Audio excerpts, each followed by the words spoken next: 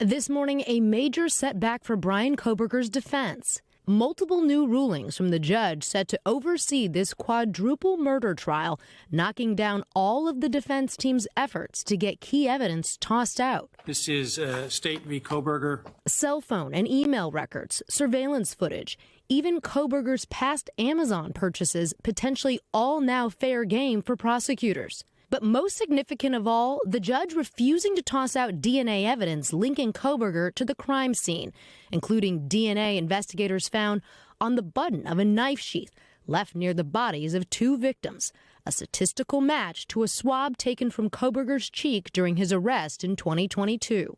Our first point is it was an illegal search.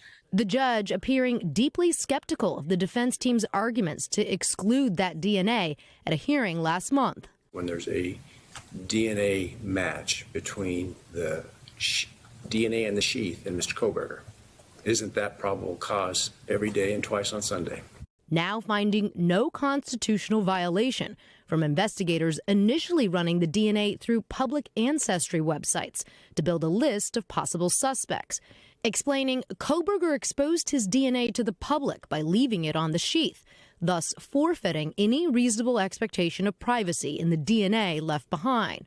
The judge similarly not persuaded that investigators couldn't sift through the trash outside his parents' home once they zeroed in on him, saying, by throwing away an item of trash containing his DNA, defendant cannot object to the testing of that DNA.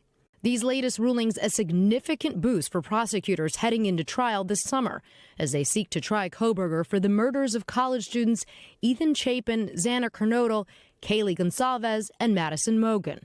The judge also throwing cold water on the defense team's claim that law enforcement misrepresented the account of a surviving roommate, finding her statements to police remarkably consistent, but if not, then fodder for cross-examination.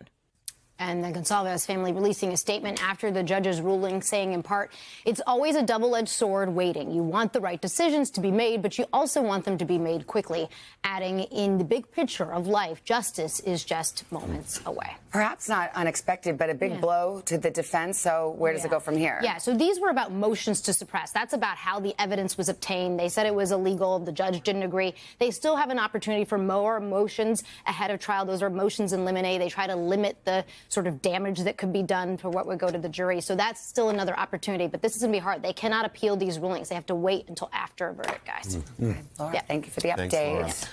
Hey, thanks for watching. And don't forget, you can catch the Today Show every morning on NBC or take Today when you're on the go. Just follow the Today podcast on Apple Podcasts, Spotify, or wherever you listen.